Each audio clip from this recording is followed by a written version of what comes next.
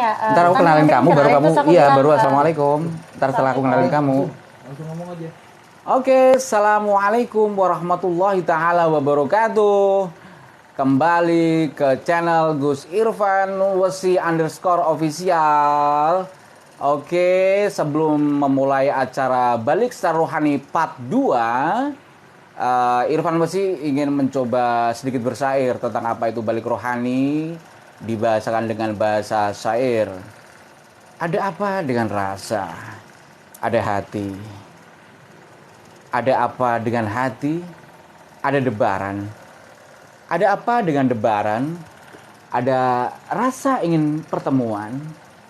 Wahai jiwa mencari jiwa, wahai hati memanggil hati. Apakah rohanimu sudah dewasa?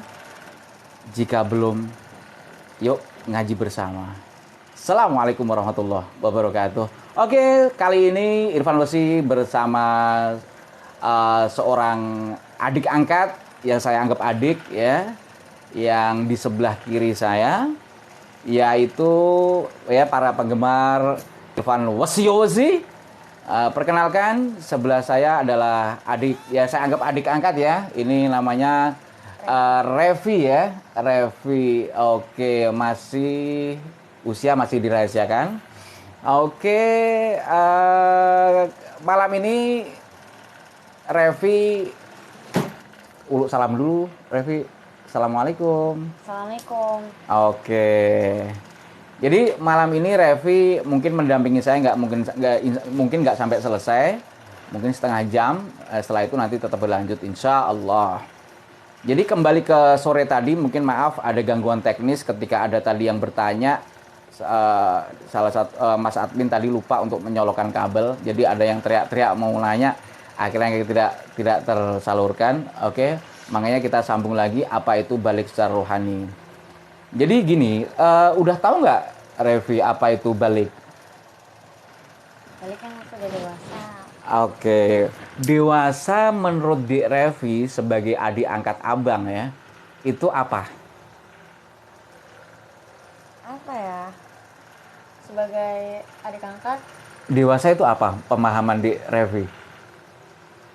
dewasa. Nah, apa sih yang dimaknai dewasa? Dewasa itu bisa mengambil keputusan, harus bisa mengambil keputusan sendiri. Terus? Terus juga harus bisa selesaikan masalah dengan secara dewasa. Terus apa ya? Harus juga bisa, pokoknya banyak deh belajar dari abang. Oke, jadi gini Dik Revi, maaf saya nambahin. Betul yang dikatakan Dik Revi, tapi itu masih secara fisik. Masih berbau dewasa diukur secara makhluk di antara makhluk dengan makhluk. Bagaimana sih rohani yang sebenarnya, kan bagaimana kita mengenal Allah, mengenal Tuhan kita. Jadi balik itu juga harus dewasa juga kita, rohani kita untuk mengenal Allah. Tadi kan Dik Revi coba jabarkan bisa ngambil keputusan ya, dan lain sebagainya, tapi itu kan konteks antara manusia dengan manusia. Semua nggak tergantung umur kan? Iya, dewasa bukan dewasa itu ini dewasa, tapi yang saya maksud balik secara rohani bagaimana. Jadi yang Dik Revi tadi katakan itu betul, tapi itu balik masih secara konteks, secara manusia ke manusia, manusia dengan alam semesta, manusia dengan problem-problemnya. Tapi balik secara rohani memang jarang dikaji. Jadi wajar jika Dik Revi seperti memang pemahaman umum, memahami balik dewasa itu baru ditinjau dari sisi fisik, permasalahan segala macam yang berhubungan masih ya antara manusia lah ya. Kalau Abang Irfan bilang balik rohani, tadi sore saya juga, Abang juga nge-live, itu bagaimana sih dewasa kita secara rohani? Contoh, tadi sore juga abang bilang Kanjeng Nabi dawuh bersabda, muru auladakum bisolah. Perintahkan suruhlah anak-anakmu dengan sholat. Ketika sab'u sinin, ketika umur 7 tahun. Tapi jika umur asr sinin, umur 10 tahun, pukullah jika tidak sholat. Tentunya pukulan ini tidak pukulan kekejaman ya, tapi pukulan untuk mendidik.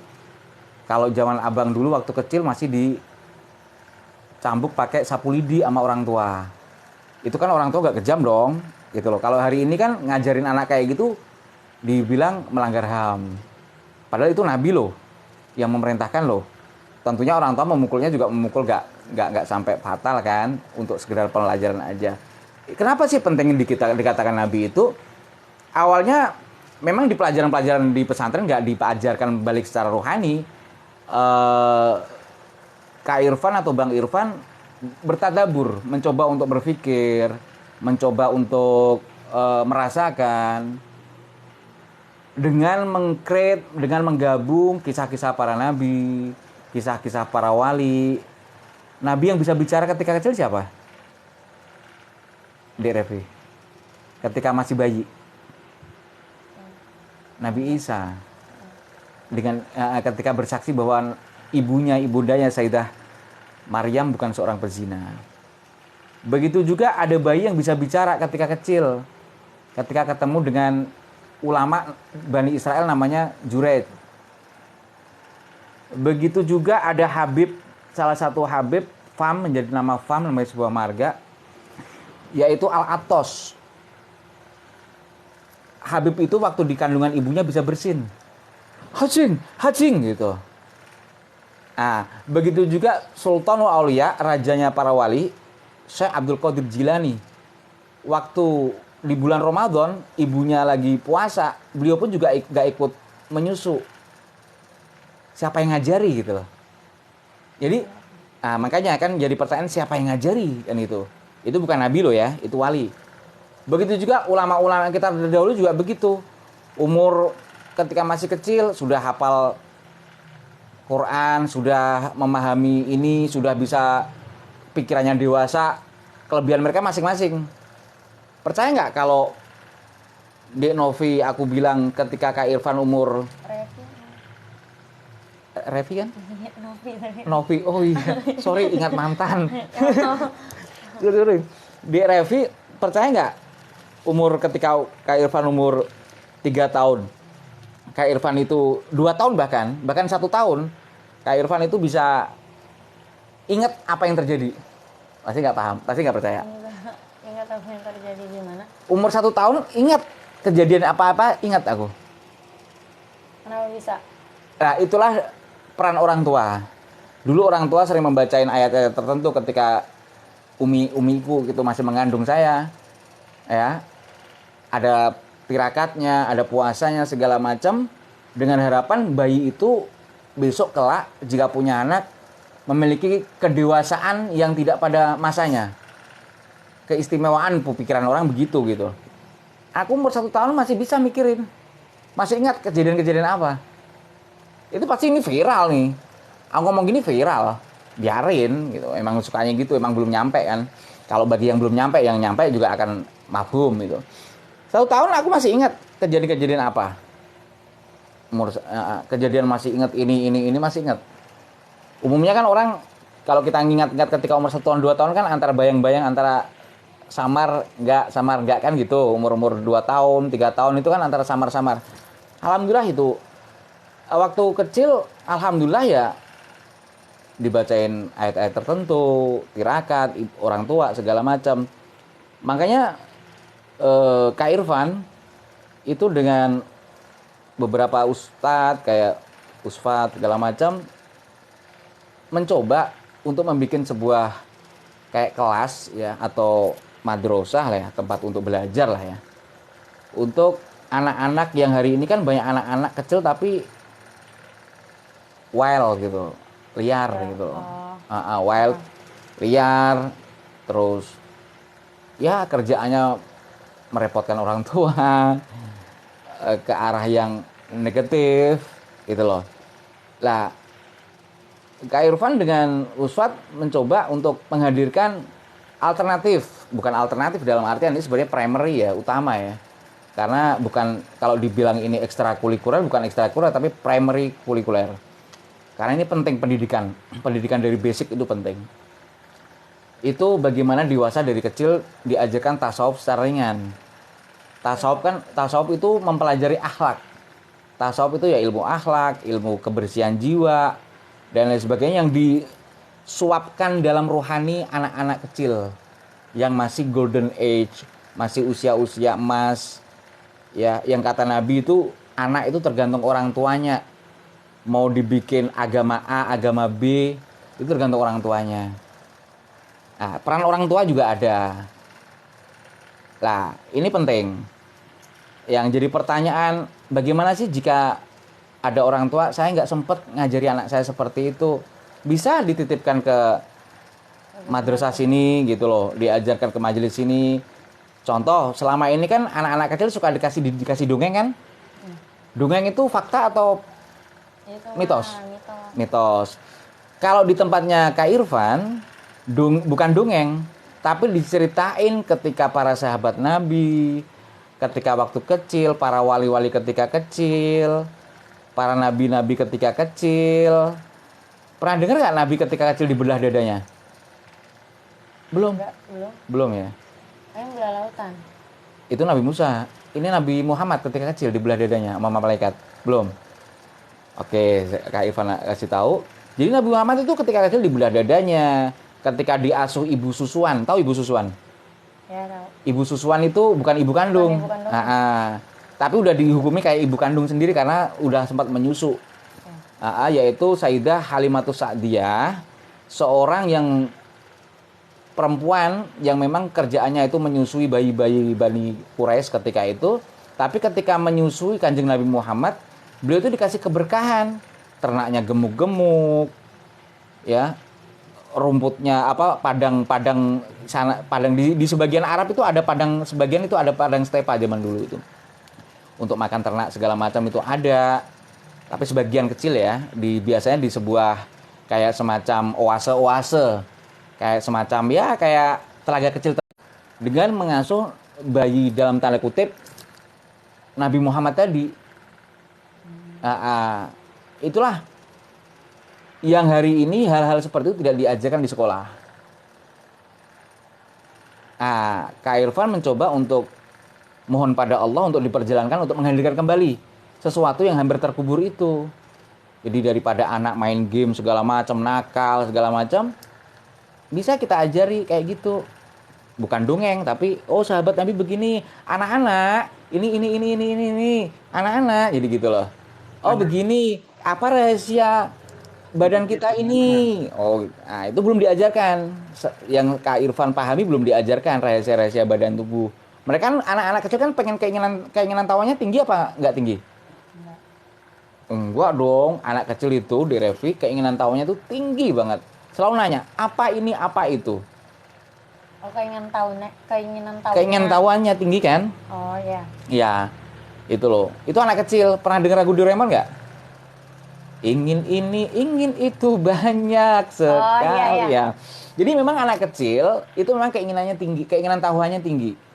Nah, hal itu bagaimana tersalurkan ke ranah yang sebenarnya menjadi balik rohaninya, bukan jasadnya ya. Fisiknya memang masih anak kecil. Jadi balik, kalau perempuan kan pertama kali menstruasi kan minimal umur 9 tahun kalau perempuan. Kalau laki-laki maksimalnya kan ketika 15 tahun. Kadang-kadang 14 tahun, 13 tahun, 12 tahun sudah balik ketika mimpi pertama kali mimpi dengan lawan jenis. Itu tanda-tanda balik secara fisik.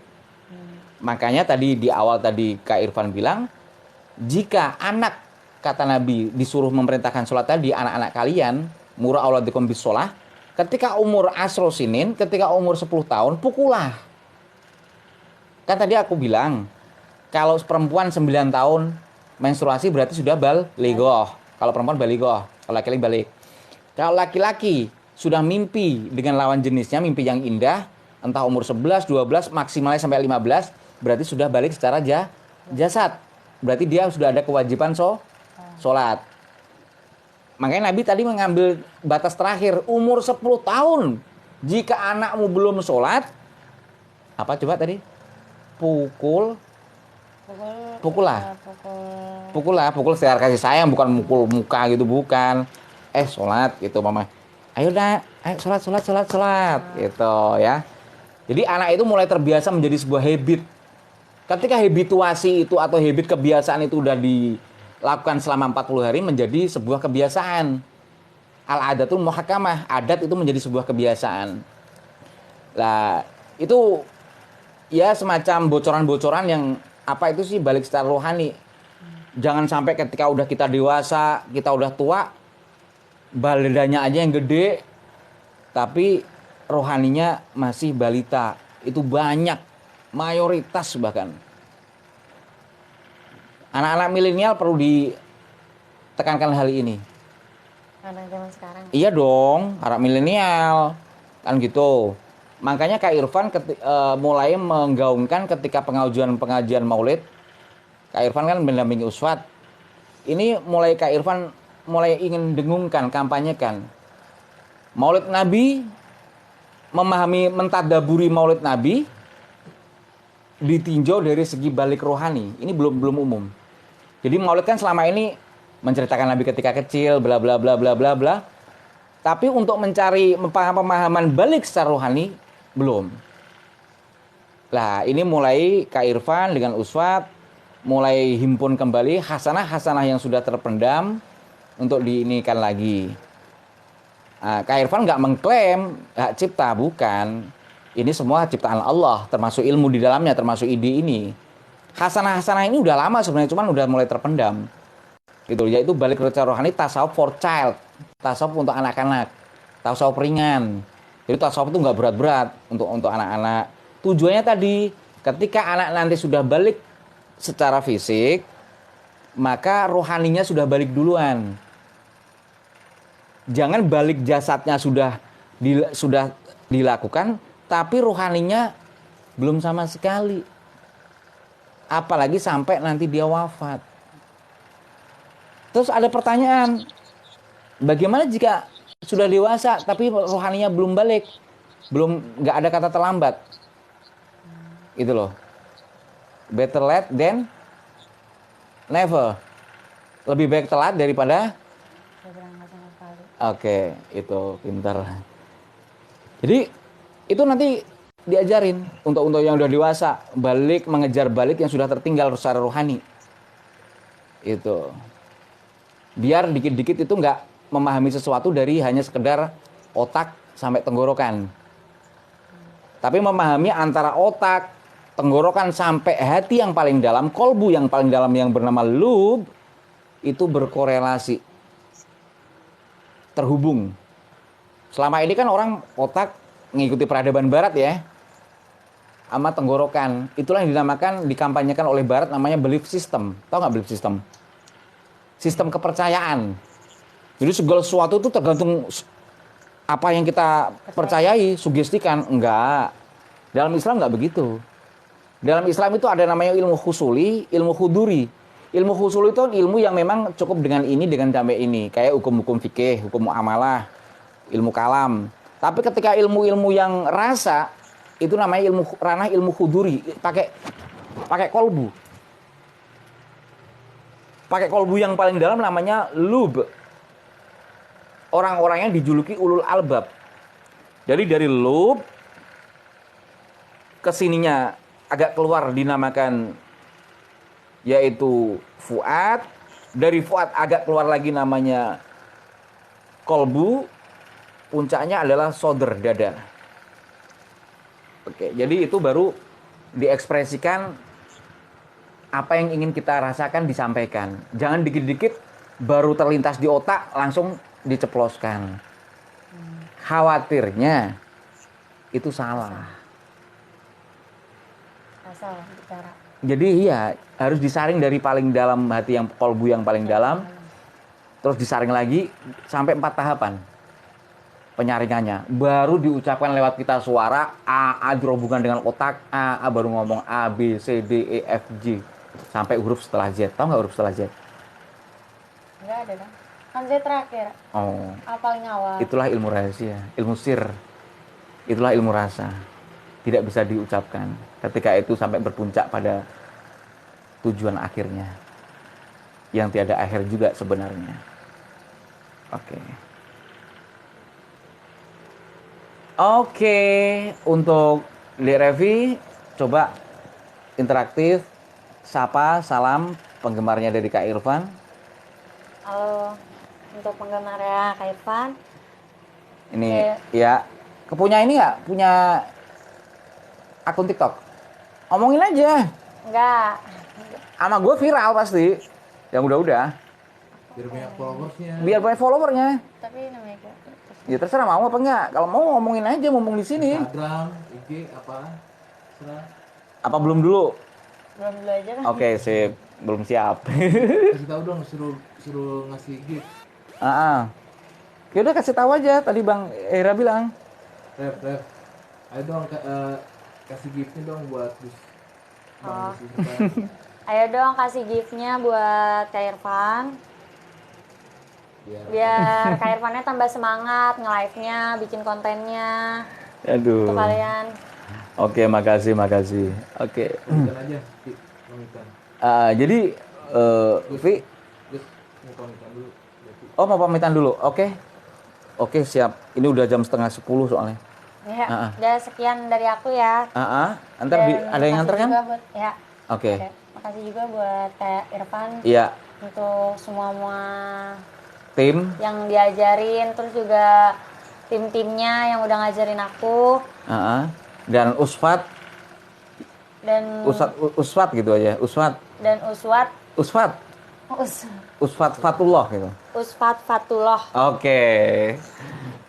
Ya. Oke, Sekian dari aku. sama-sama. Assalamualaikum warahmatullahi wabarakatuh. Waalaikumsalam warahmatullahi wabarakatuh. Hati-hati. Ada yang jemput kan? Ada? Oke. Yuk, hati ya. Hati. Ya. Yuk. Salam ya buat keluarga ya. Sama Bang Hira. Oke pemirsa, dilanjut to be continued. Bahwa balik ruhani itu ternyata sangat penting sekali. Saking pentingnya,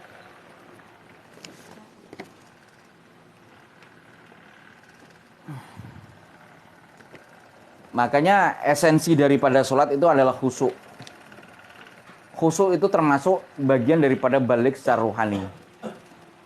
Maka dalam riwayat Nabi juga pernah meng-fit and proper test salah seorang sahabat disuruh sholat. Ketika sahabat tadi itu sudah sholat, Nabi mengatakan kamu belum sholat. Padahal gerakannya, iktidalnya, qiyamnya, sujudnya, iftirosnya, tahiyatnya itu udah benar. Tapi disuruh ulang berkali-kali. Karena sahabat itu waktu itu belum balik secara rohani. Baru balik secara jasad. Itulah salah satu pengajaran Nabi untuk mencapai balik rohani walaupun sudah dewasa. Oke. Hal-hal seperti itu memang dikampanyekan untuk melawan apa yang dinamakan belief system dari yang menurut saya itu peradaban jahiliyah yang dimodernkan. Sekali lagi, peradaban jahiliyah yang dimodernkan. Belief system versus balik secara rohani. Dikampanyekan oleh Irfan Wasi. Oke, biar diskusi mengalir, terjadi diskusi interaktif, komunikasi berbagai arah. Silahkan kalau ada yang bertanya tentang balik secara rohani ya. Temanya malam ini balik secara rohani, jangan keluar dari tema itu. Jadi tiap malam itu temanya ganti-ganti. Tanya yang mencerahkan ya, jangan tanya yang tidak mencerahkan. Yang serius, kasihan nanti yang lain-lain yang ingin belajar bareng ya, bukan saya ngajari. Jadi keganggu. Assalamualaikum, selamat malam Gus Irfan.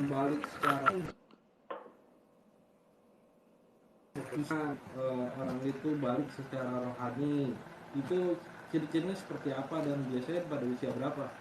Balik secara rohani beda-beda ya, satu orang dengan orang yang lain. Contoh kayak Nabi aja juga mengalami hal berbeda-beda secara balik secara rohaninya. Begitu juga para aulia ila arifin wal ulama ila amilin, para wali-wali Allah, ulama-ulama yang betul-betul alim itu juga beda-beda. Cuman kalau bisa balik rohani itu dicapai. Ini kalau bisa, kalau kita punya anak maksudnya. Kalau kita udah punya anak, jangan sampai di atas 10 tahun. Itu balik rohani udah terkejar. Jangan sampai nanti dia sudah menstruasi ketika kita punya anak perempuan. Balik rohaninya belum tercapai. Anak laki-laki sudah mimpi indah pertama kali, balik rohaninya juga belum tercapai, baru balik secara fisik. Khawatirnya kalau berkelanjutan, nanti itu bagian yang dibilang di Quran itu kal an'am, seperti hewan ternak. Balhum adol, bahkan lebih sesat daripada hewan ternak. Khawatirnya, saya nggak menjudge demikian. Masalahnya kalau kita buta dengan Allah di dunia, akan lebih buta lagi di akhirat. Seperti itu. Jadi bagaimana sih kalau terlambat usia kita udah seperti ini, kita belum balik secara rohani? Tidak ada kata terlambat. Sebagaimana tadi Nabi mengajari salah satu sahabat ketika udah dewasa, sahabat itu disuruh sholat, padahal gerakan udah bener, tapi disuruh berkali-kali, kamu belum sholat, kamu belum sholat, kamu belum sholat. Sholat kan antara gerak, tidak hanya gerak semata, tapi yang esensinya adalah kekhusyuan tadi, balik rohani, tersampai rohaninya, sudah dewasa rohaninya. Itu, ini penting, ya penting. Gus tadi dari Juragan Mufi nanya gejala awalnya apa Gus?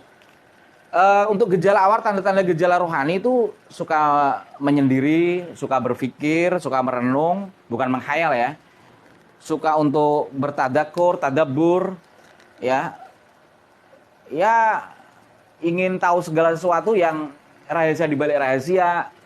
Pokoknya want to know, ingin tahu segala sesuatu yang tidak mainstream ketahui gitu loh. Contoh, kayak tadi, dia nggak pengen memahami sesuatu cuman sepenggal doang, tapi apa di balik ini gitu loh. Nah, contoh, dia ingin di dalam sholat itu kepekaannya terhadap malaikat itu ada. Makanya kan dalam bacaan sholat kan, Assalamualaikum ayuhan nabi wa rahmatullahi wa barakatuh. Assalamu alaina ayuhan nabi wa rahmatullahi. Assalamualaikum ayuhan nabi, assalamu alaina wa ala ibadillahis sholihin. Itu kan ucapan-ucapan malaikat untuk hamba-hamba Allah yang soleh ketika sudah menyampaikan uluk salam pada kanjeng Nabi. Lah, bagaimana menghadirkan rasa itu, kepekaan itu? Gitu loh. Ketika malaikat mengucapkan assalamu alaina wa ala ibadillahis sholihin tadi. Nah, itu kan perlu namanya balik rohani. Kepekaan itu. Ketika malaikat mengucapkan itu, mendoakan kita. Gitu loh. Itu contoh. Begitu juga ketika takbiratul ihram. Begitu juga ketika i'tidal. Apa rasa sesuatu yang terdalam di balik itu? Gitu loh. Begitu juga ketika baca dulu di antara dua sujud. Ya. Dan lain sebagainya. Itu kan perlu apa di balik fenomena itu gitu loh. Begitu juga ketika kita lagi berhaji atau umroh. Apakah cukup muter-muter tawaf saja atau kalau tidak ada sesuatu di balik itu? Itu salah satu tanda-tandanya ya. Ingin ke sana. Memahamkan apa di balik sesuatu tadi. Bagaimana juga dengan ketika sa'i dari Safa wa Marwah? Apakah cukup lari-lari saja? Ataukah ada sesuatu di balik itu? Ilmu Allah sangat luas. Makanya orang-orang yang balik rohani itu biasanya tidak hanya mengikuti pakem yang secara fisik saja, tapi apa di balik itu? Gitu. Seseorang kalau sudah dikatakan balik rohani seperti apa tuh? Ya tadi akan mengucapkan segala sesuatu pemahaman yang memang keluar dari loop yang paling dalam. Kan tadi ada loop, ada fuad, ada kolbu, puncaknya sodr dada. Hari ini kan orang keluar dari apa yang dirasakan di dada, buru-buru sampai ke kolbu, buru-buru yang lebih dalam lagi sampai ke fuad, buru-buru yang paling dalam yaitu lub, atau sebagian ulama sufi mengatakan sir, buru-buru sampai ke sana. Baru dari dada aja terekspresi, termasuk masalah ikatan cinta sama manusia. Itu baru perasaan dada, tapi udah diekspresikan lewat pita suara. Ngomongnya sih pakai rohani, itu belum rohani yang paling dalam. Itu terluar dari rohani yang paling dalam, yang dinamakan sodr atau dada. Bukan rohani yang sebenarnya. Apalagi dimasukin ada fenomena peradaban barat, peradaban jahiliyah yang dimodernkan yang bernama belief system. Jadi segala sesuatu itu harus pakai sugesti katanya. Jadi nanti antara orang sholat dan yang tidak sholat tuh gak ada bedanya. Bahayanya apa? Bahayanya nanti lama-lama kalau imannya kurang, ya gue mending ateis aja. Wong toh itu juga belief system. Sholat itu cuma belief system. Itu loh. Semua itu cuma belief system, keyakinan doang. Mungkin gue belajar sugesti A, sugesti B, terjadi kok. Ngapain gue doa capek-capek baca dzikir segala macam? Inilah kegagalan paham. Belief system beda dengan balik rohani. Irfan Suyuti melawan belief system. Yang belief system mengklaim rohani segala macam bagian daripada belief system. No. Belief system sangat beda dengan balik rohani. Irfan Suyuti, Irfan Osi berperang dengan yang mengkampanyekan belief system, mengacak-ngacak daripada balik secara rohani atau hal-hal yang berbau kerohanian. Saya perang, menyatakan perang dengan kampanye itu. Tidak bisa sama. Yang satu, makanya Nabi kan bilang, besok di hari akhir itu banyak orang baca Quran, ya termasuk di dalamnya doa kan, itu sampai sebatas tenggorokan doang, Bang, itu loh. Nggak sampai ke dada, sampai ke kolbu, sampai ke fuad, apalagi sampai ke lub atau sir. Maka kenapa sebagian nabi itu buta huruf? Yang kita ketahui nabi buta huruf ya Nabi Muhammad. Nanti kan itu ada yang bilang orang yang selama ini kan ngikuti peradaban barat ngagung-ngagungin Eropa. Mas, tahu nggak gurunya Socrates? Gurunya Plato yang nama Socrates itu buta huruf. Buta huruf yang disengaja, tapi kecerdasannya luar biasa, punya murid sekelas Plato. Plato punya murid sekelas Aristoteles. Jadi, itu kalau berangkat dari kecerdasan secara rohani, otomatis kecerdasan yang lain itu akan mengikuti, akan menjadi makmum. Ya. Saya perlu mengucapkan ini ketika ideologi belief system sudah mengacak-ngacak ranah rohani umat Islam, rohani peribadatan, rohani doa, rohani perang dengan itu. Itu peradaban jahiliyah yang dimodernkan. Nanti belajar semacam kayak peradaban Eropa. Udah kalau aku yakin. Makanya kan beberapa tahun yang lalu ada buku yang bestseller, namanya kan The Secret. Brian Honda kan, karya Brian Honda seorang Zionis kan, gitu loh. Itu ngacak-ngacak keagamaan, gitu loh. Yang penting kalau sugesti jadi ya jadi gitu. Bahaya, ntar orang malas doa lagi. Pelan-pelan akan menjadi agnotism. Paling parah ateism. Ini gara-gara kampanye belief system. Saya akan lawan itu kampanye belief system. Dengan balik secara rohani. Saya akan kampanyekan biar menggaung seluruh dunia. Mungkin ada yang gunanya, Bos. Ya. Pada tema yang kita bahas ya. Oke. Baidowi silakan mau nanya. Akhina Baydowi silakan. Ini Akhina Baydowi yang kemarin atau Akhina Baydowi yang baru lagi? Yang kemarin, Gus. Masa lupa, Gus? Yang kemarin, Gus. Oh, yang kemarin. Alhamdulillah. Iya. Alhamdulillah sehat, Gus. Iya. Ini mohon maaf, Gus. Oh, iya, Saya iya. sebetulnya nggak mau nanya yang Alhamdulillah yang Akhina tentang Baydowi. topik yang Alhamdulillah Gus khair Irfan wa nih. afiyah wa antum kadzalik. Akhina Baydowi insyaallah antum juga demikian. Amin, amin.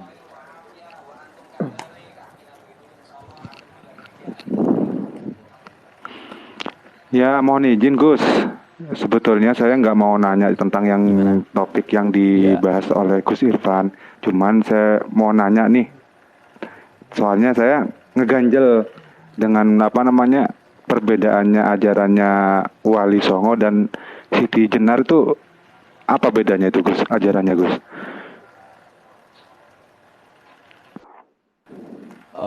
Oke, oke, saya paham. Di situ aja saya jawab. Ya, situ aja yang saya pertanyakan. Ini dari kemarin mau saya tanya, cuman kemarin kepanjangan. Jadi ada kesempatan lain waktu saya alhamdulillah bisa berkesempatan lagi ini bisa nanya sama Gus Irfan Nusi ini. Oke, akhirnya itu syukron zihlak. Oke, saya jawab. Jadi gini, di komunitas santri NU itu ada namanya Les Bumi, singkatan dari Lembaga Seni Budaya Muslimin Indonesia.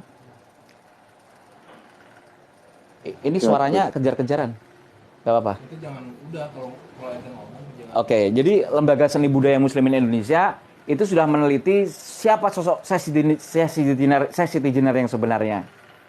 Dengan Torekoh Akmaliyah segala macam. Ternyata Siti Jenar tidak ada namanya ajaran yang dinamakan ajaran sholat daim. Saya paham lah artinya Bang Akhina Bayodhowi. Tidak ada sholat batin.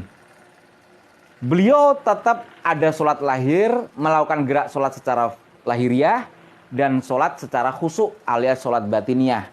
Nggak ada sholat cuman diingat saja, eling saja. Saya paham larinya ke sana. Beliau tidak seperti itu. Jadi hal-hal seperti itu ternyata adu domba penjajah Belanda.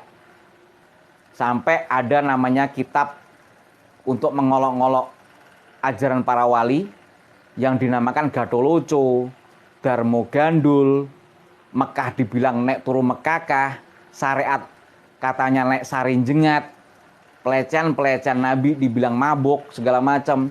Ini adalah ulah-ulah penjajah, termasuk memfitnah salah satu wali, yaitu Syekh Siti Jenar.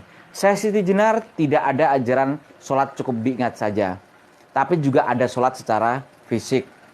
Analoginya saya juga pernah berdialog dengan pengikut Syekh Siti Jenar yang tidak paham sejarah. Saya bilang begini, kalau sholat kenapa cukup ingat? Kenapa antum kalau makan tidak cukup ingat saja? Kalau sholat antum cukup ingat. Kenapa ketika ngerokok antum hanya harus menghisap rokok? Kalau sholat antum bilang katanya cukup ingat saja. Kenapa ketika antum bilang butuh pada lawan jenis dengan istri antum juga harus melakukan hubungan seksual? Akhirnya dia nggak bisa jawab. Akhirnya tobat. Allah itu maha cemburu, saya bilang begitu. Kalau antum pengen rokok aja kenapa tidak cukup difantasikan rokok itu? Atau dihayalkan, atau cuma diingat-ingat aja, ngerokok Tapi kenapa mesti ada gerakan, harus ada kehadiran fisik sebuah rokok? Makan juga begitu. Kenapa mesti ada kehadiran fisik sesuap nasi? Hubungan suami istri juga begitu. Kenapa mesti ada lawan jenis istri kita? Tapi ketika beribadah pada Tuhan, kenapa gerak fisik tidak dilibatkan? Akhirnya orang itu taubatan nasuha. Alhamdulillah. Apalagi setelah saya jelaskan, di dalam penelitian tokoh Les Bumi, Lembaga Seni Budaya Muslimin Indonesia di Nahdlatul Ulama, itu sudah diluruskan. Syekh Siti Jenar yang sebenarnya tidak mengajarkan sholat batin. Ada lagi, nikah batin, nikah tanpa saksi. Banyak saya mendengar hal-hal itu, Akhina Bayodhowi. Gitu loh. Dan lain sebagainya. Itu, moga-moga itu yang dimaksudkan Akhina Bayodhowi. Salah satunya. Mungkin udah jelas Bang Bayodhowi, apa ada yang dipertanyakan lagi? Atau manenggoling kalau Gusti? Silakan open mic yang mau nanya.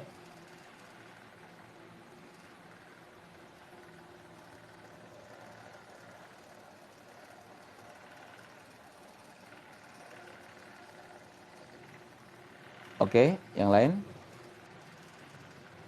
Pada temanya kalau bisa. Assalamualaikum Gus. Tanyakan. Waalaikumsalam warahmatullahi, siapa ya? Saya Jojo Gus dari Tangerang.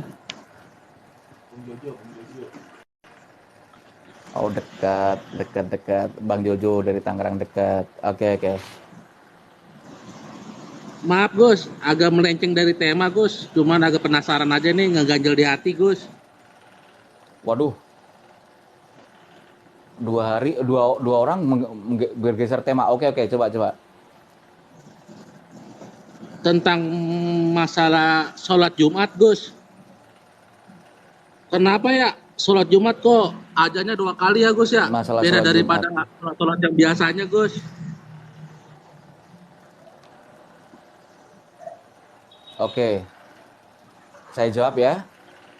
Cuman itu aja Oke. sih Gus yang ngeganjel di Jadi hati. gini, saudara Juju ya, ketika zamannya Sayyidina Utsman bin Affan ya, itu menjadi sebuah rapat ya, begitu juga sebelumnya dari mulai zaman Umar bin Khattab sebelumnya.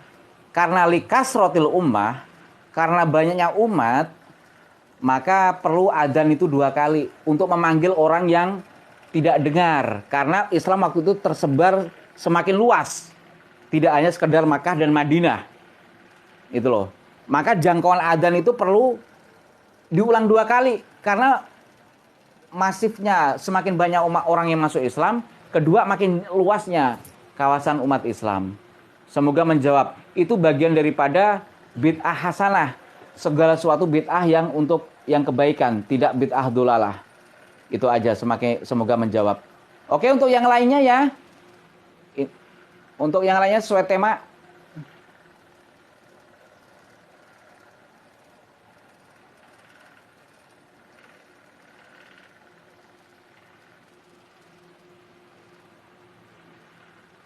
Tahap pertanyaannya kalau bisa yang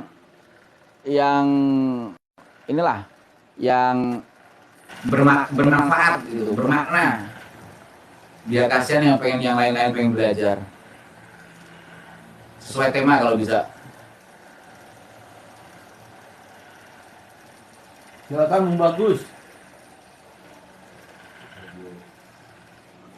Oh.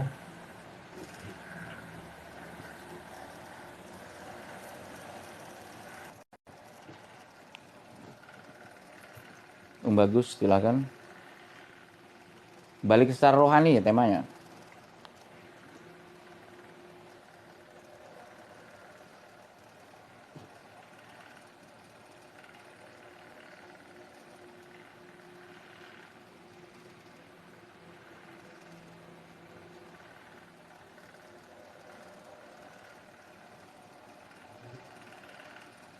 Silakan, tafadhol.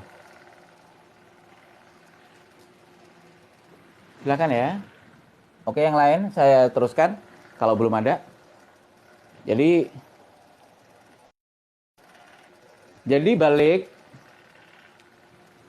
balik secara rohani untuk anak kita kadang-kadang ingin mencapai potensi balik rohani, dia tanda-tandanya itu anak kecil itu memiliki kepekaan, tapi nggak tersalurkan. Akhirnya menjadi anak-anak, ya seperti itulah, bahasa-bahasanya tidak termanage dengan baik, melihat sesuatu hal yang aneh-aneh.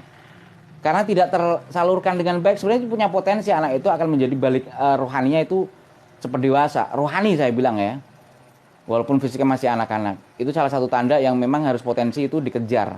Kasihan jika itu liar. Itu balik secara rohani. Oke. Ini penting. Kalau belief system ini selalu digaung-gaungkan, maka jangan salahkan jika anak-anak kita atau kita sendiri seperti peradaban barat. Puncaknya ya ngerinya khawatirnya kalau imannya tipis menjadi ateisme. Halo. Silakan mau nanya. Ini Ya, halo Bung Rojab. ini pantai pijit ya?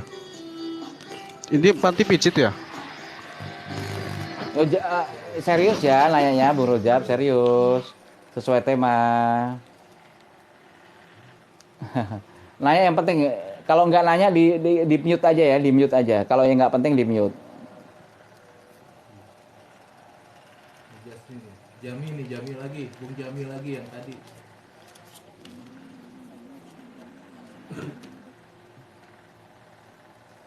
Kasihan yang lain yang ingin serius. Jami, siapa Bung Jami? Jami, oke akhirnya Jami. Tafadhol. Assalamualaikum, kaifa halk? Bung Jami silakan, Bung Jami. Assalamualaikum warahmatullahi wabarakatuh.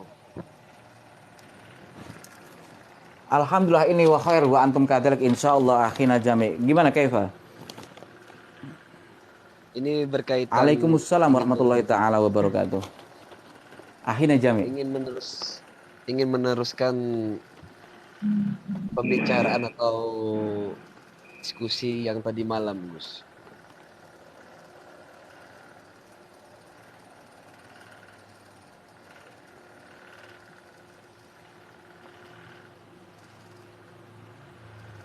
Oke, silakan. Yang balik rohani ya temanya.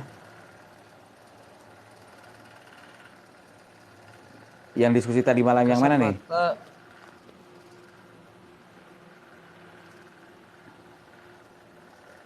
Secara kasat mata kita bisa melihat makhluk-makhluk halus itu bawaan atau dari pembelajaran gitu, Gus.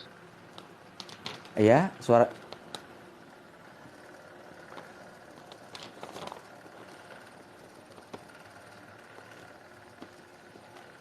Oke, makasih. Pertanyaan yang bagus itu masih ada korelasinya dengan balik rohani. Saya jawab ya, Akhina Jami. Oke. Jadi, Akhina Jami, saudara kita Jami menanyakan apakah bisa melihat makhluk tak kasat mata itu bagian daripada bawaan atau bisa dipelajari. Dua-duanya bisa. Baik itu bawaan maupun dipelajari. Ilmu asror atau orang bilang itu ilmu maunah itu juga bisa dipelajari. Gitu loh. Asror ya, ilmu asror. Itu bisa. Untuk sebenarnya kan pada dasarnya kan setiap Bani Adam kan dilahirkan dalam kondisi fitrah. Bersih. Mau dibikin aksara apa, ibarat kita mau nulis, mau jadi A, B, C tergantung orang tuanya. Lah kalau kita udah dewasa bagaimana untuk kalau kita dianggap telat? Ya kita asal lagi. Dalam artian ketika kita menguruskan nafsu kita, maka nur kita akan keluar. Potensi rohaniyah kita akan keluar. Yang di dalam falsafah Jawa, dalam bahasa Jawa itu dikatakan sukmo nguntal rogo. Sukma mendominasi daripada jasad. Harapannya itu. Nur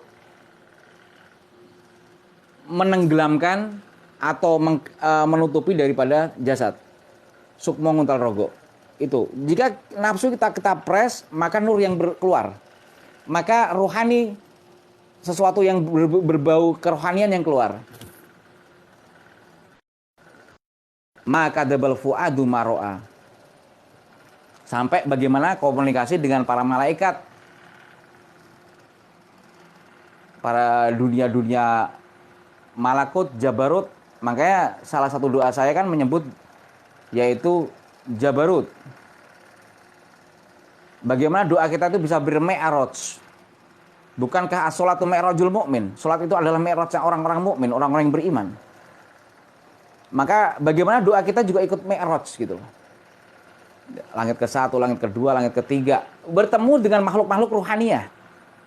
Tidak sekedar makhluk yang tak kasat mata, yang berbentuk pocong, yang berbentuk kuntilanak, terlalu rendah.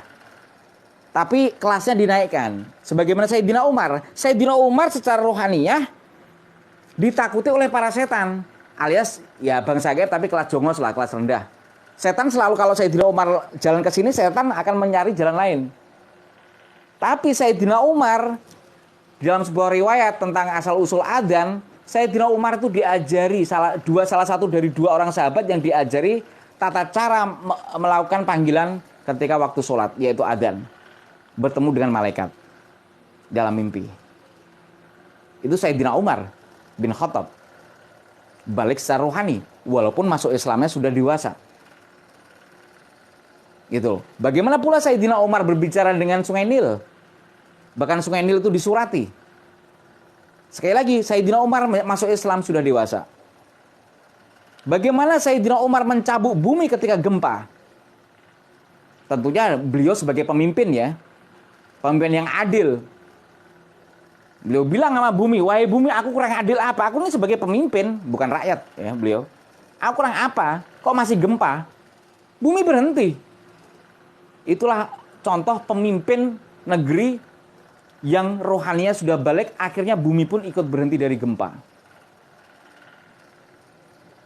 Jadi, melihat sesuatu yang goib, ada yang bawaan, ada yang memang bisa dipelajari. Sayyidina Umar dalam rangka itu juga mempelajari bagaimana rohaniyahnya beliau itu balik secara rohani. Sampai setan pun nggak mau, kelas-kelas setan nggak berani untuk berpapasan dengan beliau. Sama-sama gaibnya kan, makhluk tak kasat mata. Kelas beliau kelas para malaikat. Itu loh. Itu semoga menjawab. Akhirnya Jami. Yang lain? Cara kita mengetahui bahwasanya Bisa kita dipelajari itu, itu ya. bahwasanya kita itu bawaan untuk melihat suatu gaib itu, suatu kejelasannya dari mana, Gus?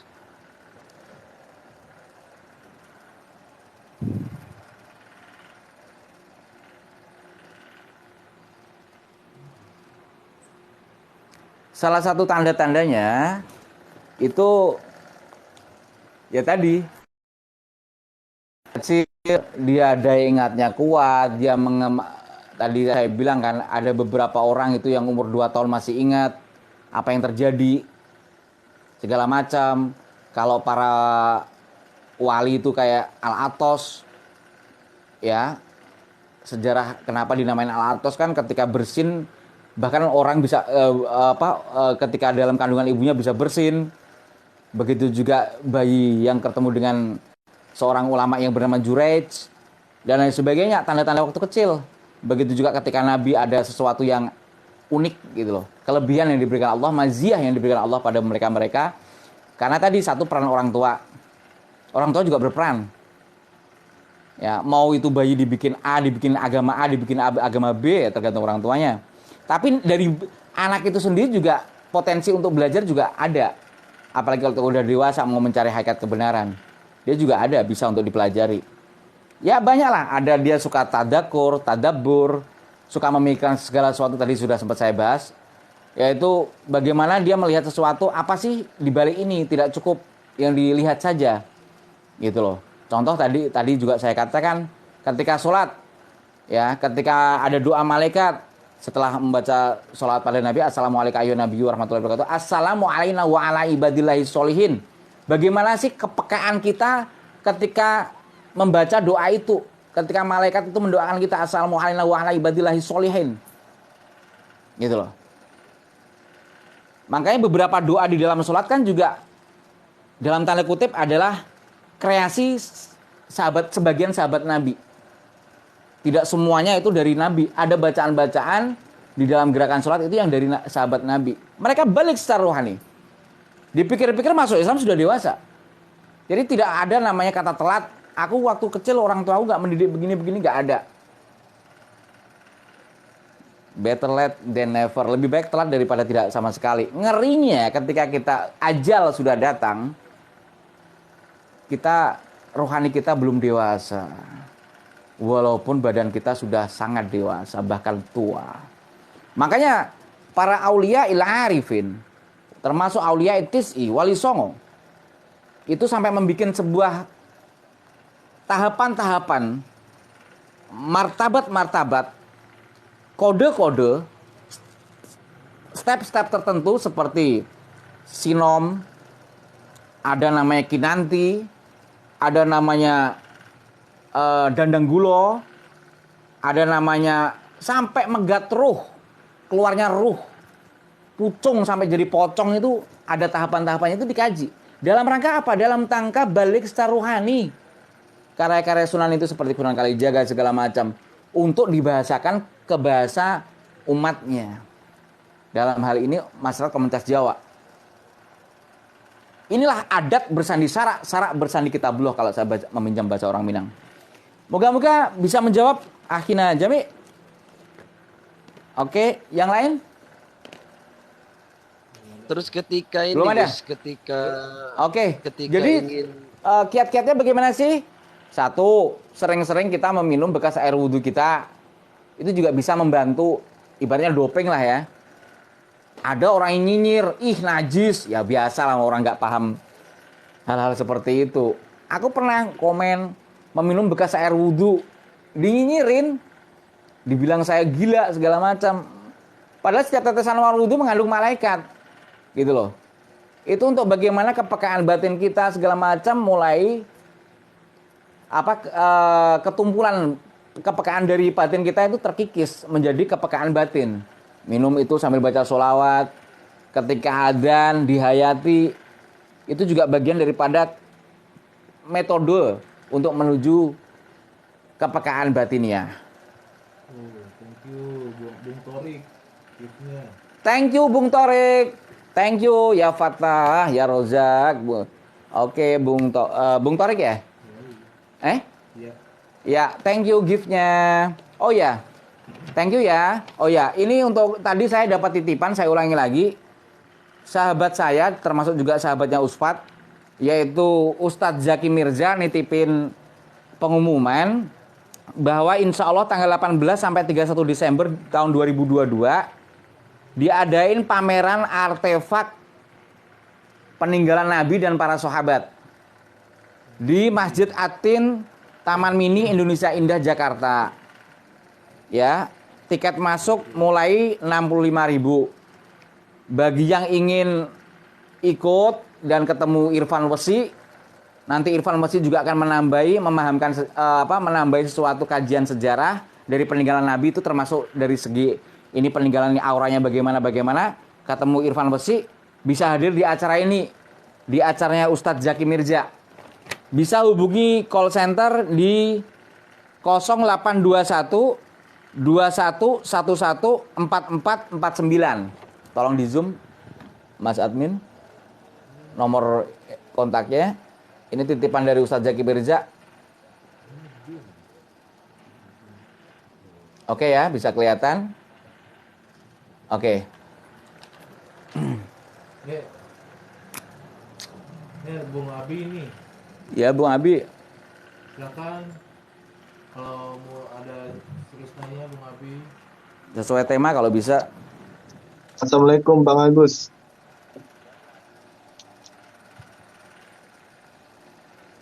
Abang Agus belajar mana nih? Sesat nih semua yang Abang Agus belajar nih.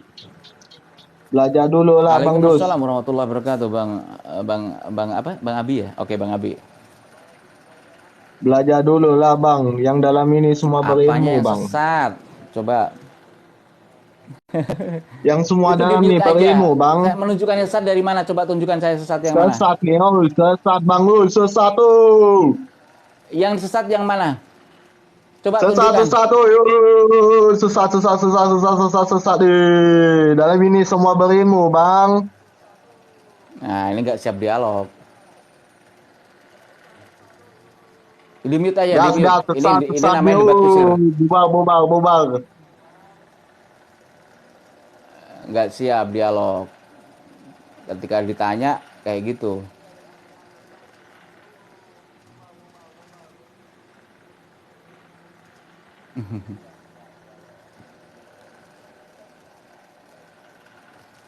Ini ada Mbak Intan nih.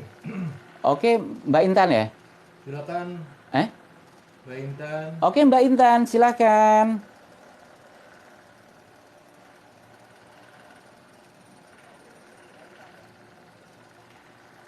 Iya.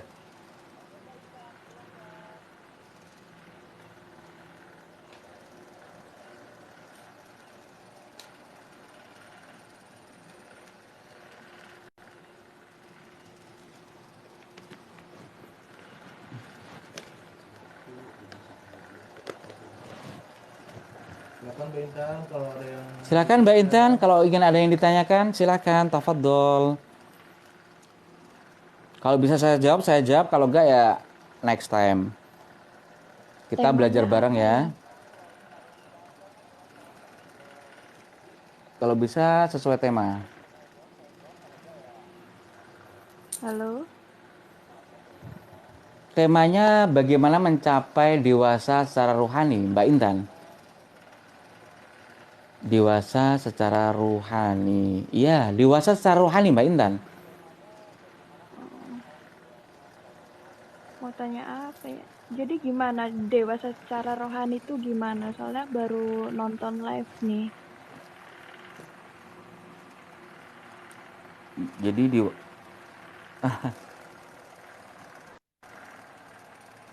baru gabung. Oh, nonton live. Jadi gini, Mbak Intan ya. Jadi dewasa secara selama ini kan, oke. Saya jawab. Jadi kan selama ini orang memahami dewasa itu kan baru dari sisi fisik. Yaitu ketika perempuan menstruasi pertama kali, itu dibilang kalau dalam agama Islam ada kewajiban sholat. Oke. Kalau laki-laki mimpi indah pertama kali, itu baru ada kewajiban sholat. Ini bagi yang muslim. Nah, ternyata Nabi sendiri juga menekankan dalam sebuah hadisnya, muru auladakum bisolah. Ketika umur sabu sinin, suruhlah anakmu ketika umur 7 tahun untuk sholat. Ketika umur 7 tahun. Ini perintah kalimatnya, muru secara umum. Lalu ketika umur 10 tahun atau asr sinin, kata Nabi, pukullah jika memang anak itu belum sholat. Tentunya pukul kasih sayang ya, bukan mukul yang secara kekejaman. Kayak dulu waktu kecil, saya juga dicambukin orang tua saya pakai lidi biar untuk sholat. Itu. Ini penting. Karena apa? Akhirnya kenapa mesti umur batas 10 tahun, saya ulang, bagi yang kenapa Nabi membatasi 10 tahun kalau masih belum sholat itu harus dipukul? Pukul bukan pukul kejam ya, tapi kasih sayang. Karena sebentar lagi kalau perempuan kan biasanya 9 tahun minimal, batas minimalnya kan 9 tahun sudah menstruasi. Kalau laki-laki umur 11, 12, 13 sampai puncaknya 15 tahun kan mimpi indah. Puncak daripada balik secara jasad. Sudah ada kewajiban untuk syariat, sholat segala macam. Maka Nabi cepat 10 tahun kalau belum sholat, pukullah. Khawatirnya kedahuluan balik atau dewasa secara rohaninya masih balita. Lah, yang jadi pertanyaan, bagaimana jika telat? Kita udah usia segini, rohani kita belum balik. Saya bilang tidak ada kata terlambat. Sayyidina Umar, sahabat Nabi, masuk Islam juga udah dewasa. Salah satu sahabat Nabi pernah disuruh sholat Nabi. Kata Nabi, kamu belum sholat, padahal secara gerakan sudah sholat. Ya, sudah sholat, ulangi, kamu belum sholat, padahal secara gerakan sudah sholat. Dan dia udah dewasa, masuk Islam ketika dewasa. Tapi, akhirnya sahabat tadi memikirkan, ternyata yang dimaksud Nabi itu balik secara rohani. Yaitu kekhusuan tadi, khusyuk. Sholat kalau juga cuman berdiri, tidak, sami Allah liman hamidah sampai duduk, sampai tahiyat kan sudah selesai kalau secara jasad. Tapi khusyuknya nggak dapat ya percuma kan gitu. Ya sekedar gugurin kewajiban sholat saja. Angkanya ini penting. Ini tidak hanya dipakai ketika dalam sholat, dalam doa, dalam mendoakan suami, mendoakan pasangan, mencari jodoh. Ini juga penting balik secara rohani. Khawatirnya salah kita memilih. Contoh, orang selama ini aku pakai rasa. Ternyata itu baru batasan soder, batasan dada. Ada yang lebih dalam dari dada, yaitu namanya kolbu. Ada yang lebih dalam dari kolbu, namanya fuad. Ada yang lebih dalam daripada fuad, namanya lub. Sebagian ulama sufi mengatakan sir. Semua ini kaitannya, semua hati. Baik itu soder, baik itu kolbu, baik itu fuad, baik itu lub ataupun sir, itu semua berkaitan dengan apa makna hati atau kolbu. Tapi hari ini orang baru, aku pakai rasaku, ternyata baru sebatas dada saja. Lalu dieksplorkan, diomongkan lewat lisan. Padahal belum melewati tahap yang lebih dalam yang namanya lub, yaitu kolbu, namanya fuad, apalagi lub atau yang lebih dalam lagi sir. Itu. Ini penting. Penting sekali memahami ini. Nah, di sini juga menerima bagi anaknya yang nakal segala macam, daripada memiliki bakat melihat sesuatu tapi tidak termanage dengan baik. Mending melihat sesuatu yang lain lah. Entah melihat berkenalan dengan alam-alam malakut segala macam dengan pendekatan yang ringan. Tasawuf for child, tasawuf untuk anak-anak. Bagi udah dewasa juga gitu, diajarin bagaimana cara memahami balik dewasa secara rohani. Nggak ada yang kata terlambat, insya Allah. Oke?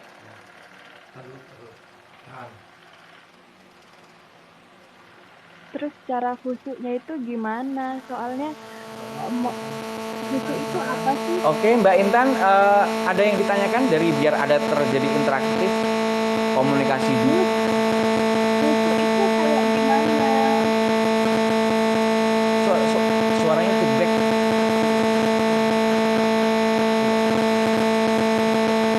Oke. Oh gitu. Oke, sebentar ya, suaranya feedback.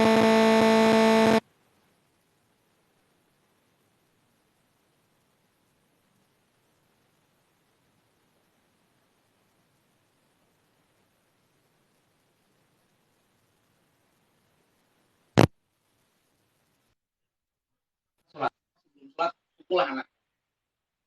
Nah, kalau udah sholat bagaimana? Ya sholat itu bagaimana sih? Kita pakai ilmu kepekaan rasa, segala macam, lewat tafakur, tadabbur, dan lain sebagainya. Nah, makanya kalau ingin lebih detail, segala macam, hubungi admin. Karena kalau kita insya Allah akan ngadain pelatihan balik secara rohani. Tapi secara gambaran umum saya akan tekankan bahwa balik rohani itu salah satunya kita bagaimana ketika bunyi adzan kita menghayati di situ, betul-betul menjawabnya. Itu salah satu membuka portal-portal ganggu mental block ke alam dewasa secara rohani. Biar itu terkikis pelan-pelan. Bisa juga minum bekas basuhan air wudhu. Dakwah, ya Allah, bisa moga-moga malaikat-malaikat ikut mendoakan kita. Begitu juga kaitannya dengan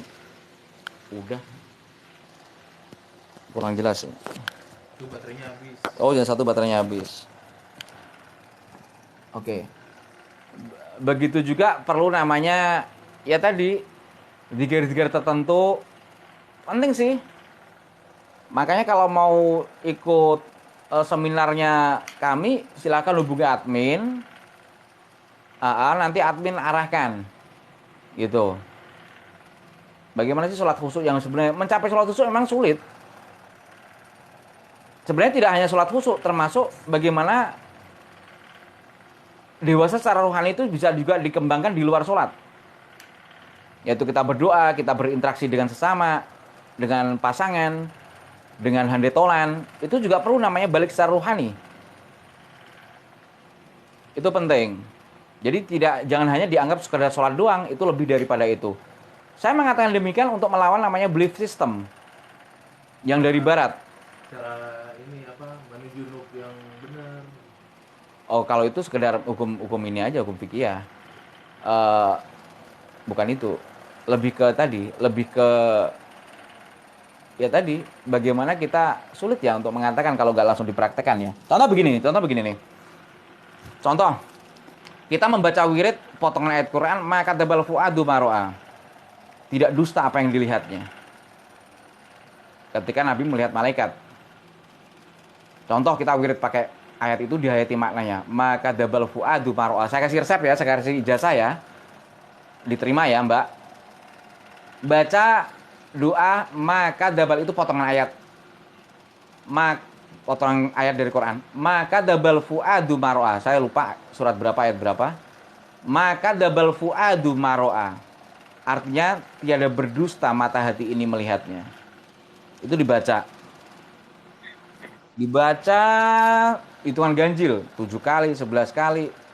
Nah, insya Allah moga-moga kalau apalagi ditambahi dengan kalimat bacaan doa ya Latif, ya Salam dan lain sebagainya, sholawat ditutup dengan sholawat, insya Allah jika itu diistiqomahkan maka akan membuka portal-portal yang terlalu tebal yang menutupi daripada kedewasaan batiniah kita atau rohani kita, kejiwaan kita. Insya Allah. Itu Mbak siapa tadi? Ya, Mbak tadi ya, siapa? Lupa. Ya, salam buat Mbaknya ya. Mbak Intan. Oke, salam buat Mbak Intan.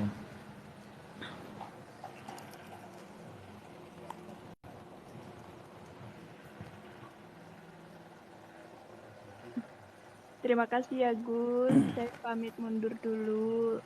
Jadi Semoga sekali lagi ilmunya bermanfaat. oke Mbak Intan, selamat malam. Assalamualaikum. Waalaikumsalam. Amin amin amin. Iya. Iya.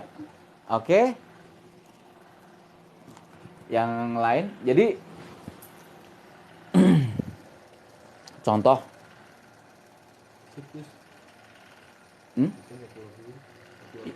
Ya udah, ini di akhir sementara aku juga pengen ini dulu. Ya closing dulu ya, nanti dilanjutin. Berapa lama lagi kesepakatan nih akan dilanjutin? Mau gini dulu. Oh. Mau minum. Oke, nanti dilanjutin berapa menit Mas Admin? Kurang lebih lah.